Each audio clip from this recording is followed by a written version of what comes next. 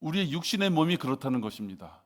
우리 육신의 몸은 자꾸만 죄로 향하여 자꾸만 쏠리게끔 되어 있어요. 세상으로 향하여 자꾸만 쏠리게 되어 있어요. 그래서 무엇인가 그거를 억제하거나 통제하지 않으면 어느덧 한쪽으로 휘어진 그런 모습들을 보일 수밖에 없다는 것입니다. 오늘 말씀을 통해서도 지금 제가 드린 말씀을 조금 이렇게 마음에 새기시고 함께 하시면 좋겠습니다.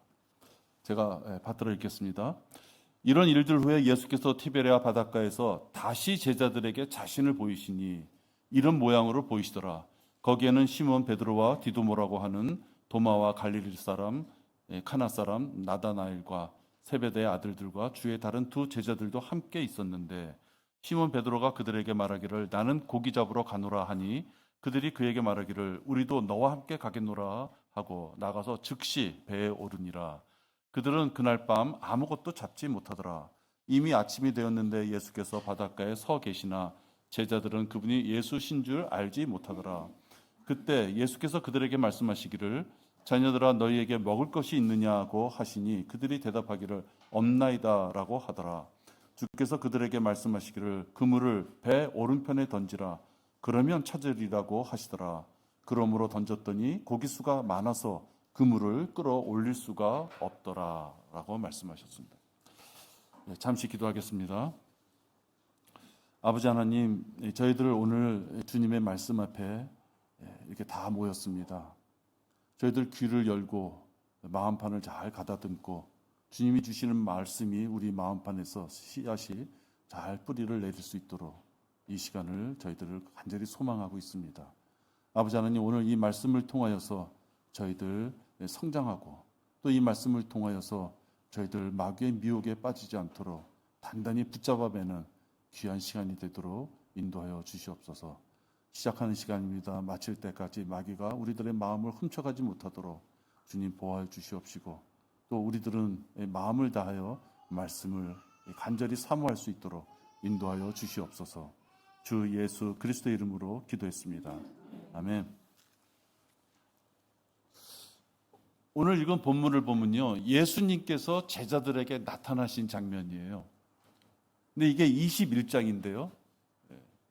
여기서 예수님께서 나타나신 것이 지금 세 번째 나타나신 것이에요. 요 21장 앞에 20장을 보면 도마가 없을 때 한번 나타나셨고요. 도마가 나니까 못 믿겠다 와 그러잖아요. 그래서 20장 24절에 보면 이제 도마에게 나타나셔요. 그래서 두 번을 나타나신 거예요.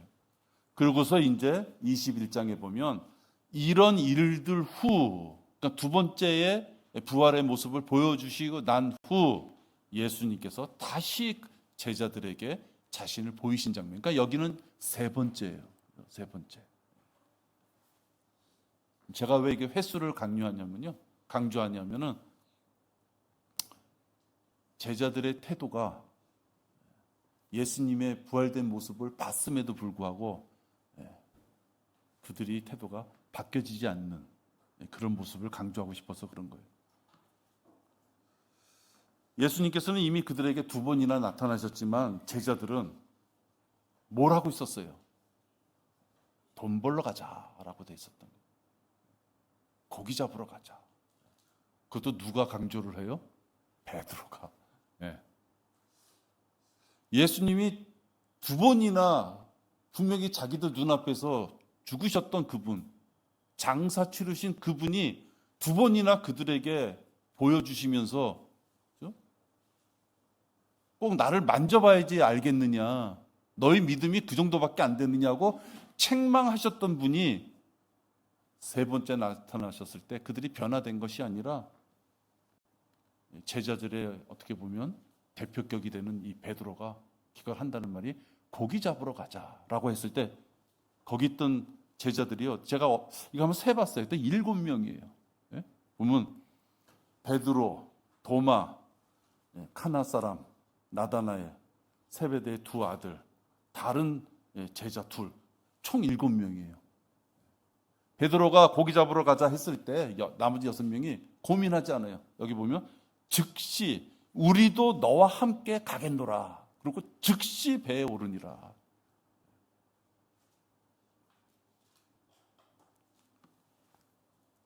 기쁨으로 주님의 일에 다시 예수님이 살아나셨어. 어떻게 하면 또 복음을 전할까?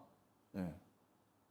그거를 그들이 고민하고 재다짐하는 것이 아니라 어느덧 세상 일에 그들이 모든 걸 맡긴 것을 보게 됩니다. 여러분, 이것을 보면 어떤 생각이 드세요? 그들의 심정이 이해가 되십니까? 이스라엘 민족이 홍해가 갈라졌어요. 홍해가 갈라지면서 홍해바닥, 여러분들 특히 우리 서해안 가보면은 물 쫙 빠지고 나면 그 바닷가 걸으려고 그러면 그 바닥이 얼마나 그 진흙바닥 같은, 그죠? 갯벌이 끈적끈적합니까? 사람 발도 푹푹 들어가죠. 근데 홍해바다는 서해안 갯벌보다도 더 깊은 바닷물 속이었어요. 그러니까 바닷물이 얼마나 질퍽거렸겠어요. 그런데 이스라엘 민족이 거기를 지나올, 유대 민족이 거기 지나올 때는 마른 바닥이었다, 이렇게 됐어요. 그러니까 홍해를 건너온 유대 1세대들이 건너오자마자 마라나 이렇게 지나오면서 하나님 앞에 불만을 토로해요. 그죠? 물 달라고, 먹을 거 달라고. 그거 봤을 때 여러분 얼마나 어리석습니까? 그죠?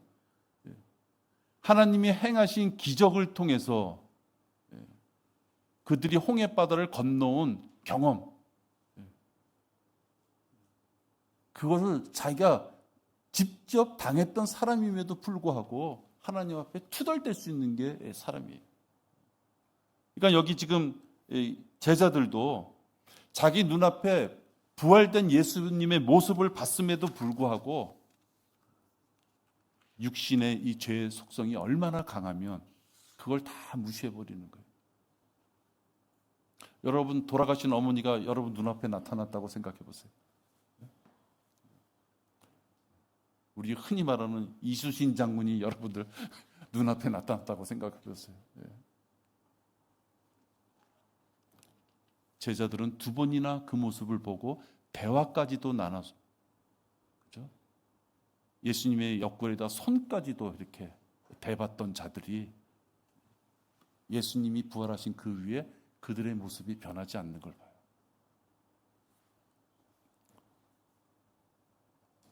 제자들은 이 티베리아 바닷가에서, 즉 이 티베리아 바닷가라는 것은 갈릴리 해변을 얘기하는 거예요.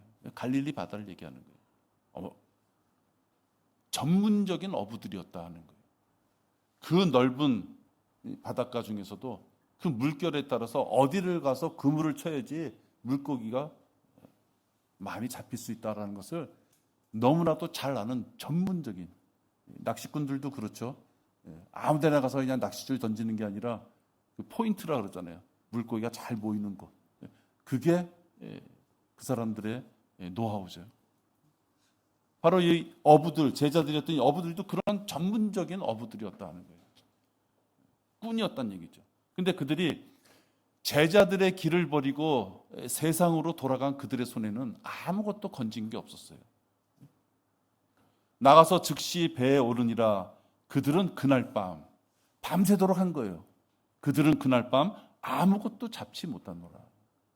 날고 긴다는 어부들이었음에도 불구하고 아무것도, 한 마리도, 요즘 말로 하면 1도 없어. 완전 빌털터리의 그런 모습이었었다 하는 거죠. 오늘 본문처럼 제자들이 예수의 부활의 모습을 봤으면서도 세상 것을 향하여 나갔을 때 그 결과 그들의 손에는 아무것도 없었던 거예요. 이걸 통해서 우리가 교훈을 얻어야만 된다 하는 것입니다. 세상 것을 사랑하여 세상으로 가지 말아야 한다. 첫 번째입니다. 사도 바울은 신실한 동역자들과 함께하면서 많은 사람을 구원시켰습니다. 지옥교회라고 하는 교회를 많이 세웠습니다. 그런데 그 사역을 하는 동안 동역했던 그 동역자들이 결국은 바울의 동역에 마지막까지 같이 함께 동참한 것이 아니라 그들이 세상을 사랑해서 바울을 떠나 세상으로 돌아갔다 얘기합니다. 그러면서 성경에서는 그 이유를 그들이 현 세상을 사랑했기 때문이다라고 얘기해요. 디모데후서 4장 10절입니다. 그들은 세상을 사랑해서 세상으로 돌아갔다는 것은 믿음을 포기한 것을 얘기해요. 얼마나 지식이 많았겠어요. 사도 바울하고 다니면서 얼마나 지식이 많았겠어요. 지식이 많은 자가 그 길을 떠난다는 것은 더 책임이 많다는 것을 얘기해요. 단지 사랑하는 의사 누가만이 바울에게 남아 있게 되었어요. 데마는 이 현 세상을 사랑하여 나를 버리고 데살로니가로 갔고, 크레스케는 갈라디아로, 디도는 달마티아로 갔으며, 동역에 마지막까지 같이 함께하지 못한 모습을 봅니다. 왜 이들이 중도에 이렇게 포기하고 엉뚱한 길로, 세상 길로 다시 돌아가게 되었을까요? 세상 종력을 어느 정도 누리고 싶어서 좋은 말로 자신의 귀를 즐겁게 해줄 수 있는 선생들을 찾는 자, 그것이 바로 데마와 같은 자들이다 하는 것입니다. 바른 교리나 바른 행함으로 가르치는 것을 받아들일 수 없는 자들은 지금 데마처럼 진리의 빛을 봤음에도 불구하고 중간에 포기하게 되는 것입니다. 그들은 죄에게는 죽은 자요, 죄에게는 죽은 자요, 죄에게는 반응하지 말라는 거예요. 죽었기 때문에. 죽은 자가 뭐 움직입니까? 그러니까 죄에게는 죽은 자요, 하나님께는 산 자로 여겨라 라고 말씀하셔요. 죄에 대해서는 반응하지 말고 하나님의 말씀에 대해서는 반응하며 살아라, 이 말씀이거든요. 그러니까 이 말씀을 진정으로 마음에 받아들이지 못하는 자는 세상으로 가게 되는 거예요. 세상은 죄라고 되어 있고 그 죄에는 반응하지 말아야 하는데 되려 하나님의 말씀에 대해서는 죽은 것으로 여기고 세상에 대해서는 산 것으로 여기기 때문에 계속 세상에 달콤한 소식이 들려왔을 때 거기를 향하여 가게 되는 것입니다. 아비를 버리고 선생을 찾는 자들이 이런 모습이에요. 당신은 바쁜 사람이니까 천천히 하나님의 일을 해도 된다. 경배나 헌신들은 여건이 되는 사람 때 그때 하면 된다. 교회는 너무 크게 신경 쓰지 마라. 하는 사람이 한다. 열심히 하나님을 섬기고 싶은 사람은 이런 말을 들을 때 되려 불편하죠.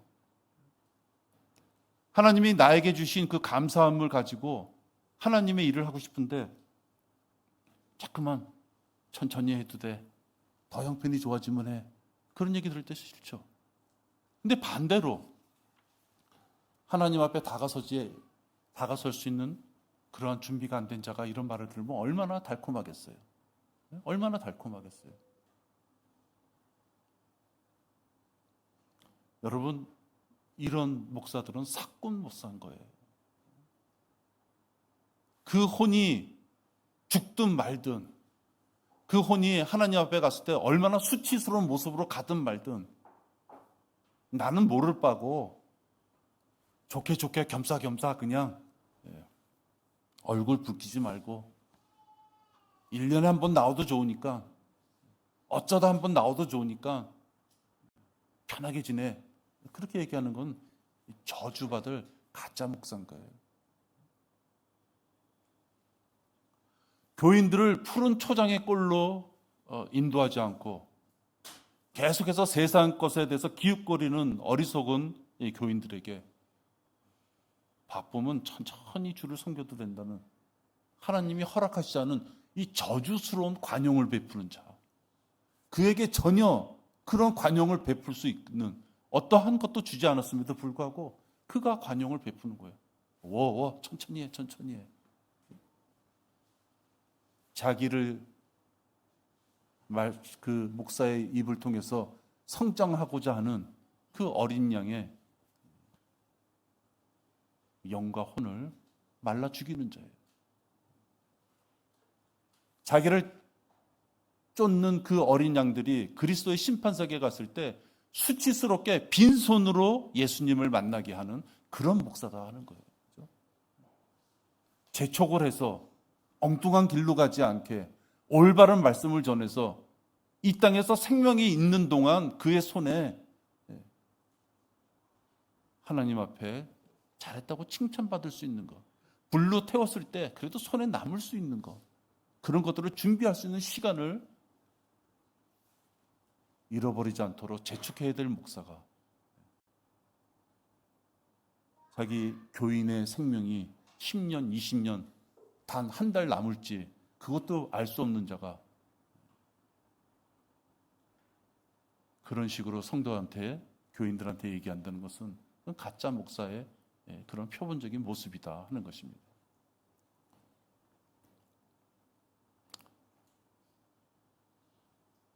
만담꾼, 뺨치는 어떤 목사들이 있죠. 예능인 뺨치는 목사들이 있어요. 그 왜 그렇습니까? 세상 사람들의 비유를 잘해서요, 자기를 쫓는 구독자, 자기를 쫓는 그런 인기몰이를 하고 싶은 자예요.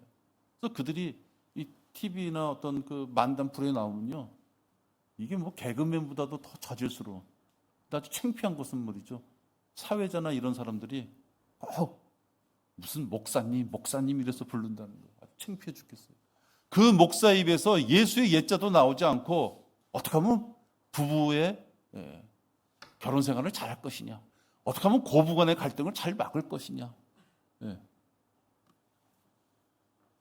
예능인들 나와가지고 하는 그런 무리에 섞여가지고 만담이나 하고 있는 자, 심지어는 하나님의 말씀을 조롱거리로 삼는 자, 그런 교회 다니는 사람은 스트레스 받을 게 없을 거예요. 목사가 1시간 내내 성도들을 웃기고 그 얼굴 표정 보세요. 어떻게 하면 성도들을 좀 웃길까, 재밌게 이 시간을 보내게 할까, 그런 교회 가서는 스트레스 받을 게 없죠. 여러분, 디모데후서 4장 3절을 보세요. 디모데후서 4장 3절입니다.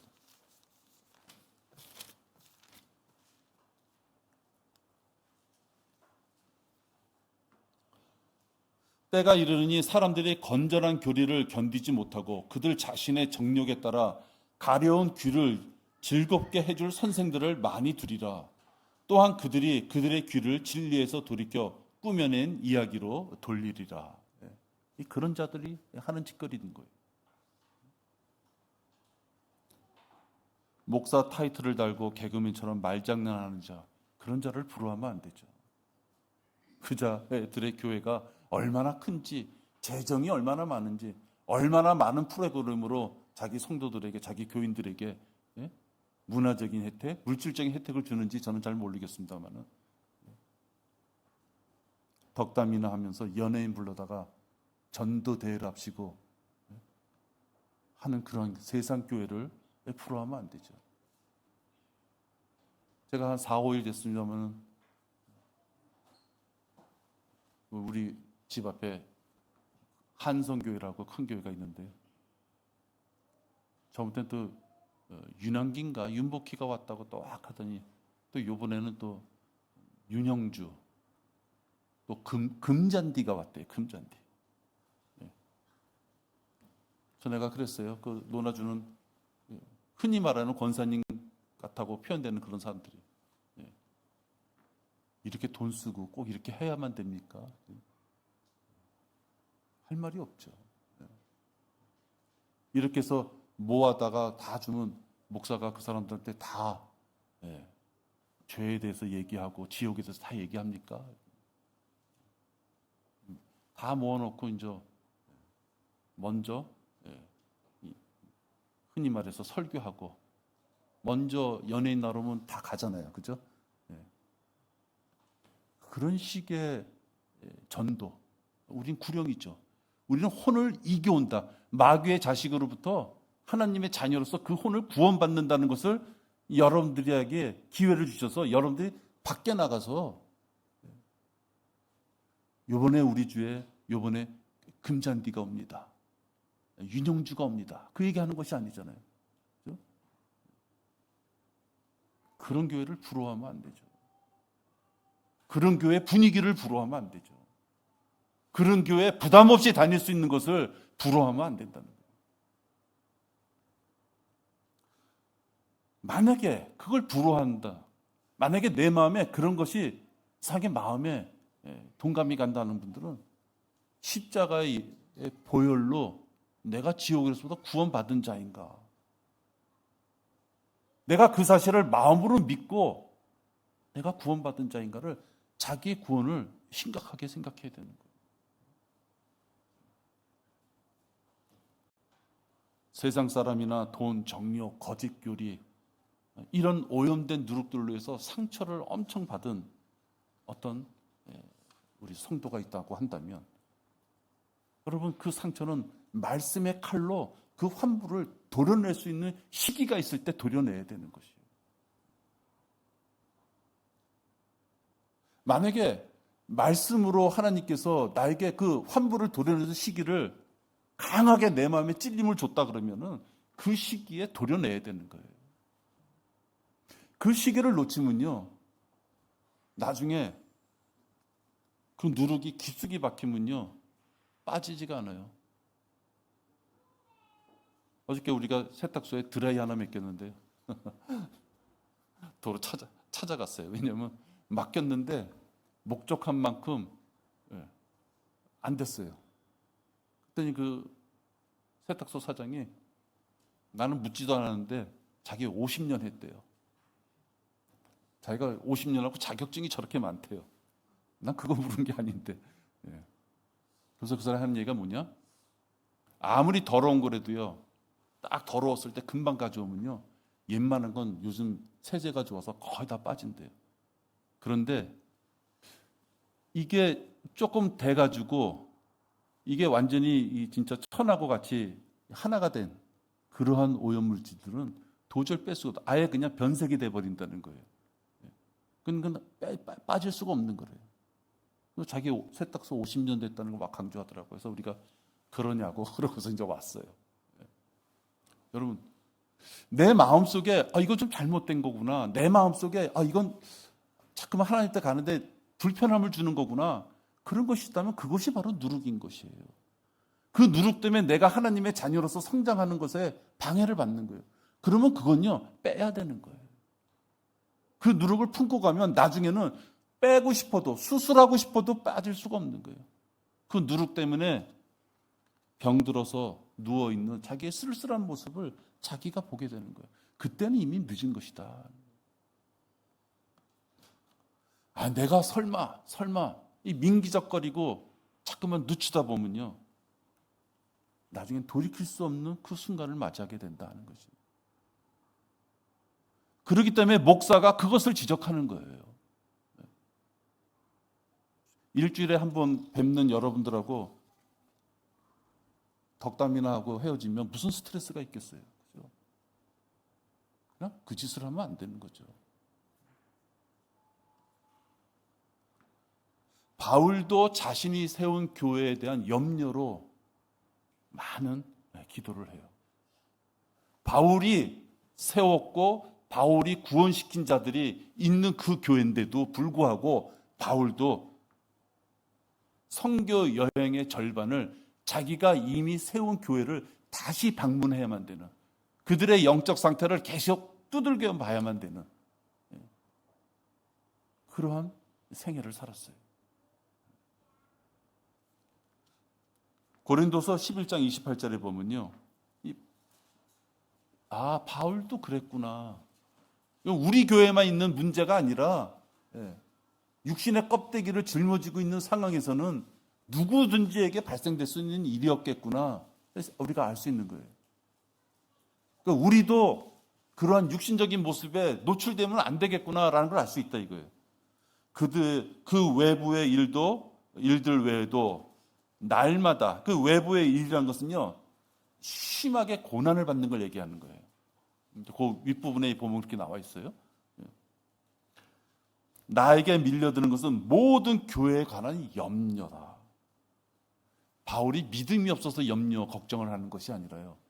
마귀의 공격 대상이 내 자녀고, 마귀의 공격 대상이 하나님의 자녀고, 교회의 지체들이라는 것을 알기 때문에 자기가 사랑하는, 자기가 구원시킨 그 혼들이 다시 휘청휘청 어려움에, 마귀의 미혹에 빠질까 봐 염려하는 것이에요. 구원받은 성도들이 세상을 사랑하게 되는 그 조건을 보면요, 무엇이냐? 하나님의 말씀을 멀리하게 되는 거예요. 나는 세상을 사랑하지 않아. 세상 그 들어온 거 사랑하지 않아. 우리는 하루 24시간을 살아요. 누구는 24시간 중에 하루에 3시간을 성경을 본다. 누구는 1시간을 본다.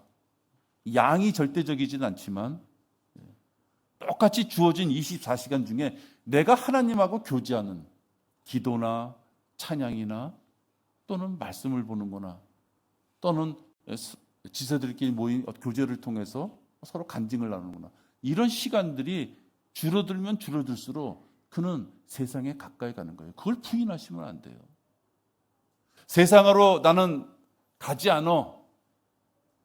누군가가 세상으로 가고 있다고 하면 불쾌할지 모르지만 그럼 내가 세상으로 가지 않았으면 하나님과의 교제 시간을 내가 얼마만큼 확보하고 있느냐, 그건 따져볼 수 있는 거예요. 자기가 조용히 따져볼 수 있는 거예요. 성경을 보던 분이, 기도하던 분이, 찬양하던 분이 점점점 그것이 없어져. 그것이 없어져도 불편하지를 않아요. 그분은 세상으로 가고 있는 거예요. 그렇죠? 그걸 애써 기분 나쁘게 부인하면 안 된다는 거예요. 그렇게 세상을 살아가서 육신의 정욕을 쫓다 보면요, 롯이 세상의 그 달콤함을 보고 자기는 정했어요. 나는 일로 가겠습니다. 그렇게 세상에 관심을 두다 보면 어느덧 자기가 죄 가운데 있게 되는 거예요. 죄를 찾아서 간 것이 아니라 세상에 조금 편의성, 조금의 즐거움, 안락함, 그것을 가다 보면요, 거기에는 죄가 있기 때문에 그러는 것이에요. 세상을 사랑하면 성경대로 행하는 교회에 앉아 있을 수가 없어요. 왜 그렇습니까? 경배를 경시하게 돼요. 세상을 사랑하지 않는다고 얘기할 게 없어요. 하나님하고 만날 수 있는 시간에 그거를 세상의 것으로 활용하는 것이에요. 경배를 경시하게 되는 거예요.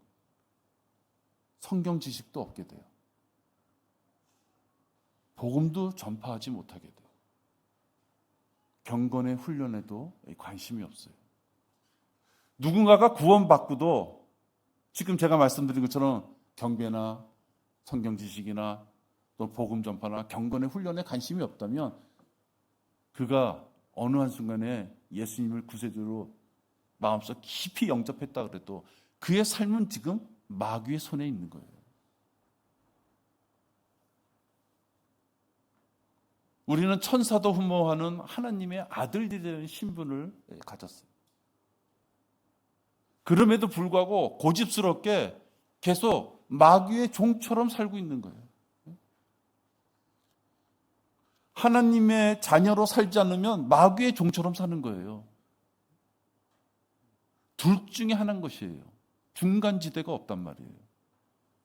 제가 지금 전하는 이런 말들 때문에 너무 과격하다, 너무 딱딱하다 말씀하실 수 있지만 그게 진짜인 걸요. 마귀의 자녀, 마귀의 그 종처럼 그렇게 살면서 어떻게 하나님의 자녀다운 모습을 그에게서 발견할 수가 있겠어요?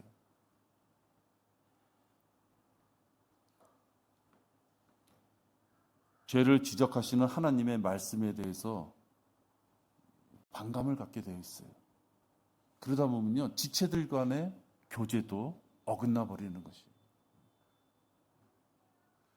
다른 지체들이 전부 다 하나님의 말씀에 따라 쫓아가고, 칭찬받을 일 있으면 칭찬받고, 반성하고 깨우칠 일 있으면 하나님 앞에 자백하면서 반성으로 나아가고 이러고 있는데, 하나님 말씀 자체에 관심이 없다고 누군가가 한다 그러면 그런 무리에 같이 섞일 수가 없는 거예요.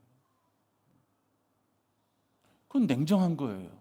제가 그렇게 만들겠다는 것이 아니라 영의 세계가 그렇다는 거예요.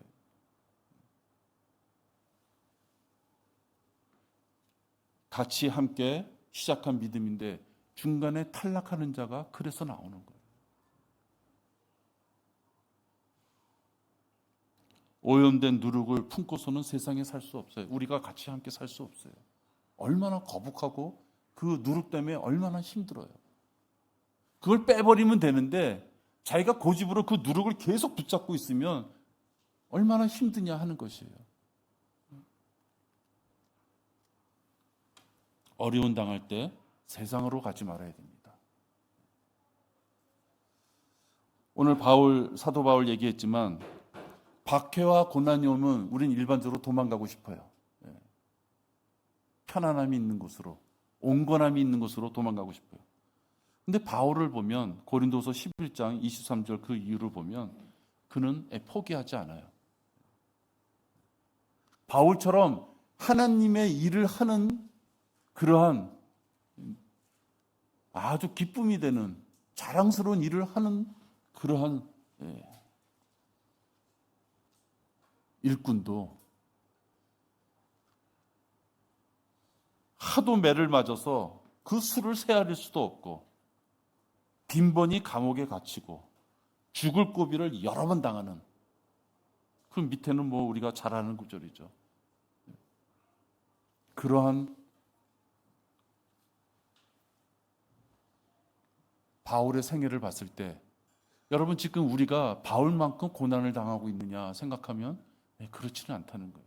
간혹 우리가 복음을 전하다 보면 창피나 수모를 당하기도 하고 좀 자존심이 상하는 일도 있지만 바울처럼 죽을 고비라고 표현되는, 감옥에 갇히는, 채찍으로 맞아야만 되는 그런 고난은 우리에게 없어요. 이런 환경에 살고 있는 우리가 어려운 일이 생겼다고 세상으로 돌아가면 안 되는 거예요. 주님을 섬기다가 다소 좀 불편하고 어려운 일이 생겼다고 해서 세상으로 돌아가면 안 되는 것이에요.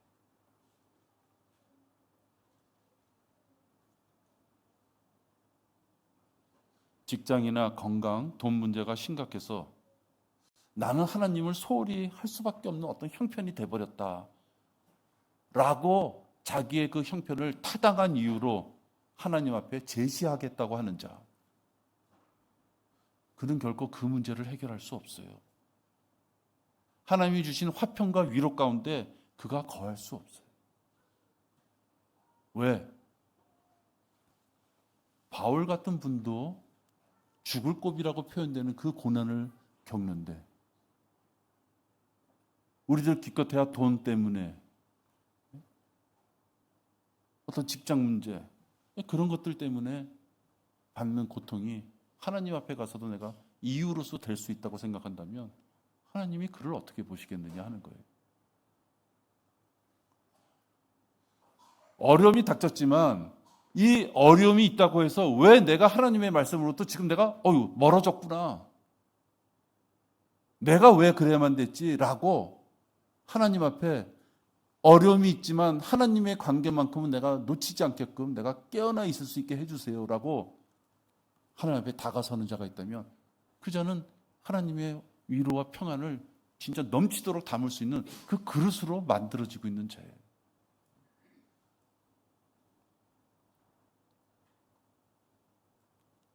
우리가 많은 분들이 찾아오기도 하고 상담도 하지만 그들이 바른 교리와 바른 양육에 대한, 또 바른 성경에 대해서 듣고서 기뻐했지만 그들이 정착하지 못해요.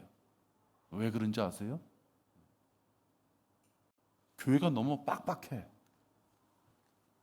좀 오락, 어떤 즐거운 모임, 무슨 행사, 그 흔한 바자회,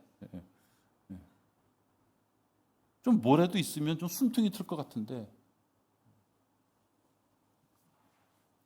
그리고 말씀대로 살려니까 자기가 버려야 될 것이 눈에 띄는 거예요. 자기가 버려야 될 것이 있어요.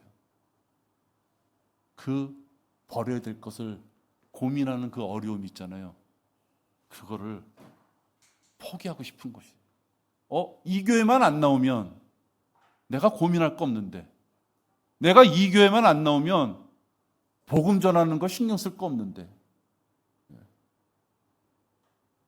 내가 젊었을 때 한때 영락교회 우리 자매와 같이 다닌 적이 있어요. 내가 몇 년을 다녔는데요. 몇 년 동안 복음 전도해야 된다는 얘기를 진짜 한마디도 들은 적 없어요. 그런 교회 다니면 편하죠. 그죠? 편하죠.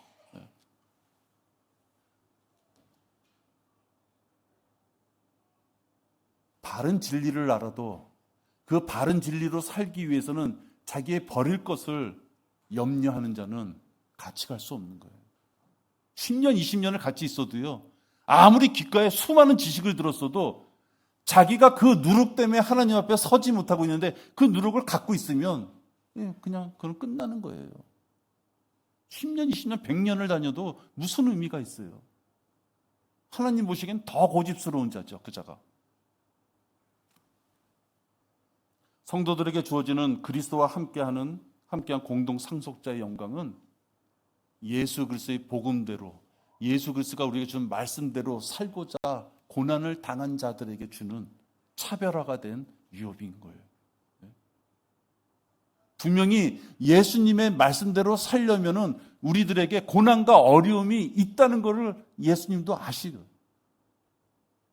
그 고난과 어려움이 닥쳤을 때 그것을 어떻게 대처하느냐 자세에서 차이가 나는 거예요. 진리의 지식을 알았더니 내 부분에서 깎여져 나가야 될 것이 있으니 나는 깎여지기 싫어. 그런 분은 같이 가지 못하는 거예요. 근데 분명히 나에게 깎여질 부분을 발견하게끔 말씀을 주시고 자기의 누룩을 발견했다 그러면은 그 고난을 통하여 영광의 그 그리스도의 상속자로서, 그리스도와 함께하는 상속자로서의 그 유업을 그가 받을 수 있는 기회를 얻는 것이. 하나님은 그를 사랑하셔서 고난을 주셨어요. 그 고난을 이겨나면 너가 상속자로서의 유업이 너한테 주어져 있다는 것이 바로 너의 것이다라는 그 기회를 주시는 건데, 그 고난을 통하여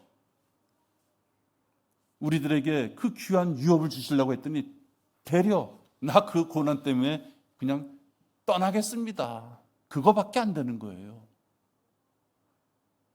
뭘 선택하시겠느냐 하는 거예요. 우리들에게 달린 것이에요. 우리에게 닥친 생활의 이 어려운 고난을 통하여 그 순간마다 말씀으로 이겨나가는 자는 상속자로서의 유업이 그에게 주어지지만, 하나님이 너무나도 슬퍼하시게 되려 그 고난 때문에 말씀에서부터 멀어서 떨어져 나가버린다면 하나님의 의도하고 상관이 없는 것이죠. 하나님이 우리에게 벌 주고 싶어서 그런 걸 주시는 것이 아니에요. 이겨나가서 승리하면 거기에 따른 합당한 유업이 상으로 주어주겠다. 그것이 하나님의 의도이신 것이에요.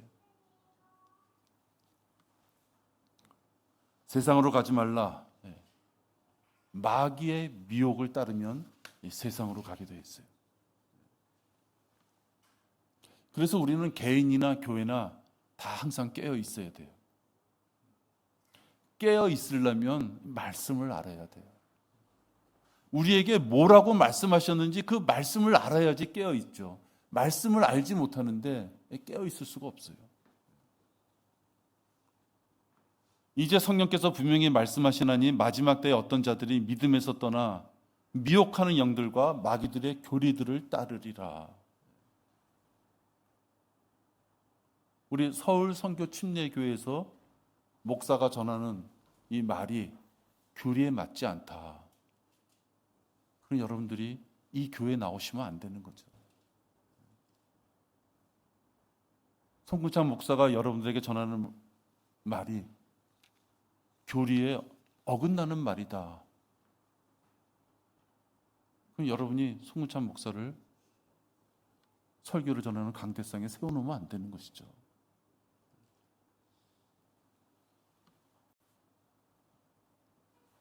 올바른 말씀을 교리에 따라서 정했으면 내가 판단하는 것이에요. 하나님께서는 이스라엘 민족에게 이렇게 하면 벌을 받고 이렇게 하면은 너희들에게 상을 주겠다고 두 가지를 다 제시해 놓고 어디를 택할지는 너희들이 정하라 이 뜻이에요. 이스라엘 백성들이 이렇게 하면 하나님이 좋아하실까? 이렇게 하면 하나님이 싫어하실까? 그것이 아니고 그들에게 한쪽 길과 한쪽 길을 다 일러주시면서 선택은 너희들이 하라. 그게 율법에 우리에게 이스라엘 민족에게 주신 그 율법의 기본 생각이잖아요. 여러분들이 성경을 읽을 때 이스라엘 민족이 행한 행동을 보면 아세라를 파괴하고 산당을 파괴했어요. 그럼 여러분 하나님이 기껏 지은 그 산당을 아깝게 부시라 그랬는데 하나님 좀 아깝게 생각하지 않을까? 여러분 그렇게 생각하시는 분 있어요? 여러분의 생각이 중요하지 않아요. 하나님께서 아세라와 산당 그런 것은 폐하라 하셨어요. 그죠? 우리의 판단이 아니라 하나님께서 그렇게 할 경우에는 우상이다라고 말씀하셨기 때문에 우리는 하나님의 말씀에 따라서 그렇게 하면 안 되는 것이에요. 근데 마귀는 자꾸만 하나님이 주신 말씀을 흔들어요. 어떻게 흔들어요? 꼭 그렇게 할 필요는 있겠는가? 구약은 2000년 전, 3000년 전의 이야기. 예수님은 약 2000년 전의 이야기. 시대가 바뀌었고 인권이 바뀌었고 그죠? 절대 진리를 흔들어 버리는 것이에요. 하나님이 하나를 해라 그랬는데 나는 두 개를 하고 싶어. 그것 때문에 고민하는 게 아니잖아요. 여러분 11조인데 11조에 나는 10분의 3을 하고 싶어. 그것 때문에 고민하는 게 아니잖아요. 어떻게 하면 10분의 1에서부터 조금 하는 방법이 뭘까? 그것 때문에 고민하는 거잖아요. 10분의 2, 10분의 3을 하면서 고민할 이유가 없어요. 산전이냐, 뭐야, 산후냐,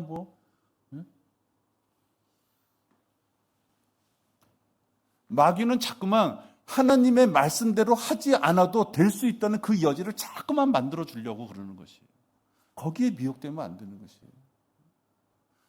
이 성경 말씀은 우리 부모님 세대나 우리 자녀들의 세대나 또 학식이 많은 사람이나 적은 사람이나 구별돼서 편의에 따라서 해석하라는 것이 아니라 모든 사람에게 동등하게 해석하고 이 말씀대로 살으라고 우리에게 주신 말씀이다 하는 거예요.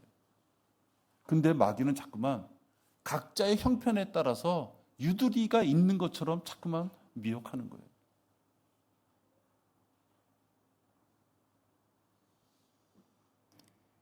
구원받은 자가 마귀에게 미혹되면 이 선입견, 염려, 이런 거 있죠. 의심, 물욕 이런 것들 때문에요. 아주 지엽적이고 아주 작은 것들이 결국은 그가 멀리 내다보는 믿음의 생활을 못하게 만드는 거예요. 작은 돈, 자기 마음에 자기 멋대로 생각하는 어떤 선입견, 그리고 왠지 모르는 자꾸만 염려와 어떤 근거도 없는 의심, 이런 것들이 셋째 하늘에 있는 새 예루살렘을 보지 못하게 하는 거예요. 당장 내 손, 내 발등, 내 눈앞에 있는 것, 그것 때문에 하나님께서 왜 우리에게 구원의 길을 허락하시고 내가 왜 하나님의 자녀가 되었고 왜 하나님께서 우리에게 셋째 하늘 새 예루살렘의 맨션을 우리에게 준비해 놓으셨는지 그걸 보지 못하니까 아주 작은 것 때문에 아웅다웅 되는 거예요.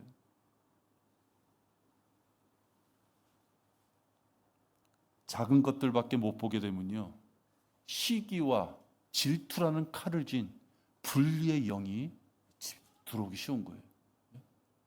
한 손에는 시기. 그렇게까지 할 필요 있을까 하는 시기, 하는 질투. 그 사람은 그럴만하니까 지금 그 정도 하는 걸 거야. 난 아직 형편이 그렇게 되지 못해. 이 시기와 질투라는 칼을 쥔 누가 들어와요? 분리의 영이 들어오는 거예요. 갈라지게 하는 거예요.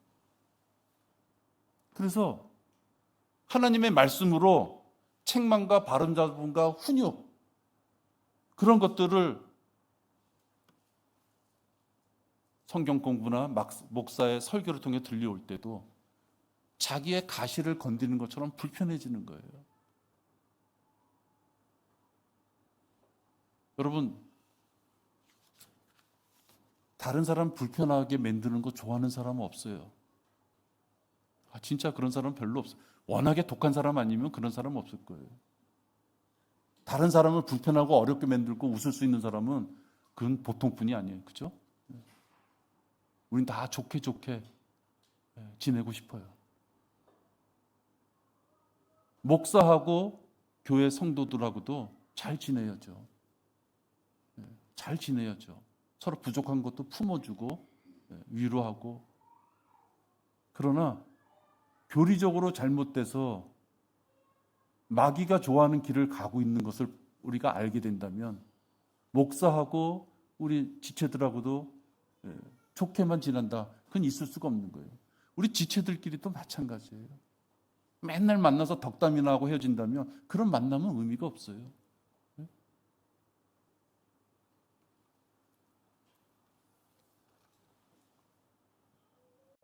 말씀의 능력을 경시하고 거부하는 것. 말씀대로 살지 않는 게 말씀을 경시하는 거예요. 어디 가서 야, 성경책 볼 필요 없어, 하나님 말씀 살 필요 없어, 너 왜 입에 말만 하면 입에서 성경 구절 나오냐, 아우 지겨워, 그런 말은 하지 않는다 하더라도 하나님의 말씀대로 살지 않는 것이 하나님 말씀을 경시하는 것이에요. 그것이 하나님의 말씀을 거부하는 것이에요. 보따리 싸매고 성경 말씀 나누는 산데 가서 막 회박 놓는 거, 그것이 거부하는 것이 아니라요, 말씀대로 살지 않는 것이 바로 경시하고 거부하는 것이에요. 두려움이 없는 거죠. 그것을 영적인 거만인 것이에요. 하나님의 말씀대로 살지 않아도 나는 살 수 있어. 하나님이 말씀대로 우리한테 분명히 행함이 있으라고 한 그 부분들에 대해서 행하지 않아도 나는 잘 먹고 잘 살 수 있어 라고 생각하는 것이 영적인 교만인 것이에요.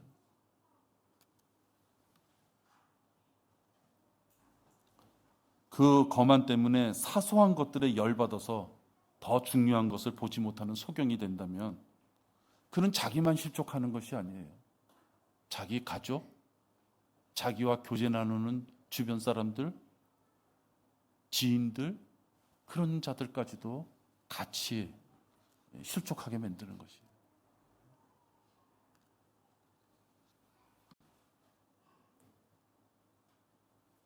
세상을 사랑해서 세상으로 가게 되면 아까 그 어부들이 한 것처럼 아무것도 얻은 게 없었던 거예요. 잠시 몇 번 그물을 친 게 아니라 밤새도록 쳤다 그러잖아요. 밤새도록 그물을 쳤는데 그들의 손에 남아난 것이 없잖아요. 그러나 예수님께서 동행하시면서 예수님께서 인도하셨을 때 사람의 노력과 수고로 무엇인가 얻으려고 하는 거하고는 전혀 딴판인 결과가 나오는 거예요. 그것이 여러분 오늘 봉독한 마지막 구절이에요. 주께서 그들에게 말씀하시기를 그물을 배 오른편에 던지라, 그러면 찾으리라고 하시더라. 그러므로 던졌더니 그 고기 수가 많아서 그물을 끌어올릴 수가 없더라. 아까 3절에는 의기양양해서 고기 잡으러 가자, 나도 함께 가겠다, 즉시 배에 올라서 밤새도록 그들이 그물을 쳤지만 아무것도 잡지 못했어요. 그러나 6절에 보니까 주께서 그들에게 말씀하시기를. 주님은 모르시는 게 없는 거예요. 어느 물고기가 동전을 잡고 나올지 다 아시잖아요. 어디다 그물을 치면은 셀 수도 없을 정도의 물고기가 잡히는지 다 아시는 분이잖아요. 그런 분을 외면하고 그런 분하고의 교제 나눌 수 있는 경배와 말씀과 기도와 교제를 외면하고 그냥 내가 수고와 노력과 땀으로, 내 땀으로 무엇인가 이루려고 했을 때 이 세상의 것도 이룰 수가 없고 영적인 것도 이룰 수가 없고 다 놓치게 된다 하는 거예요.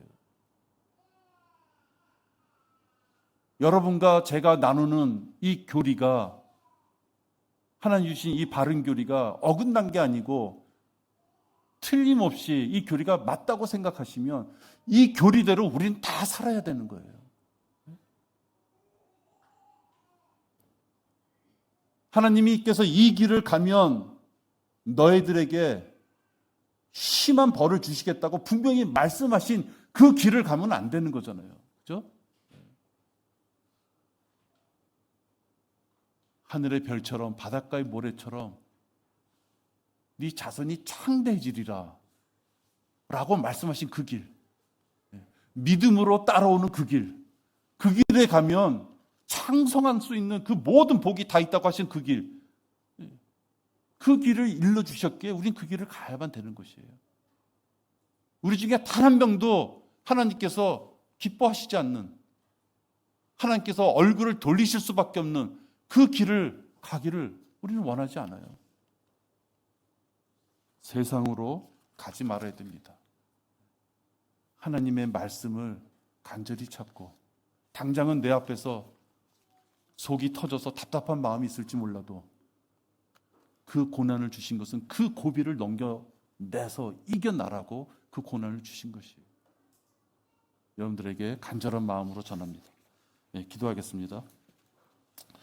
하나님 아버지, 주님께서 창조하신 저희들이 자꾸만 삐딱하게 다른 길로 가고자 하는 육신의 이 죄성을 갖고 있기에 아버지 하나님께서 부르실 때까지는 저희들 자꾸만 방황하고 갈등 가운데 지내게 됩니다.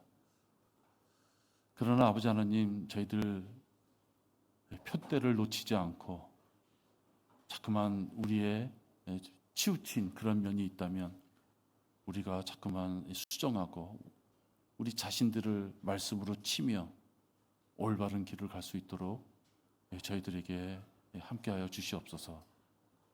저희들이 너무나도 무지하고 또 연약해서 자꾸만 주님이 원하시지 않는 길을 간다면 우리들에게 주신 말씀과 또 이 경배의 시간과 또 주님께서 허락하시는 이 사랑스러운 지체들과의 이 생애에서 누릴 수 있는 이 모든 수단과 방법을 가지고 결코 하나님께서 원하시지 않는 길을 우리가 가지 않도록 저희들이 올바로 세움을 받을 수 있도록 인도하여 주시옵소서.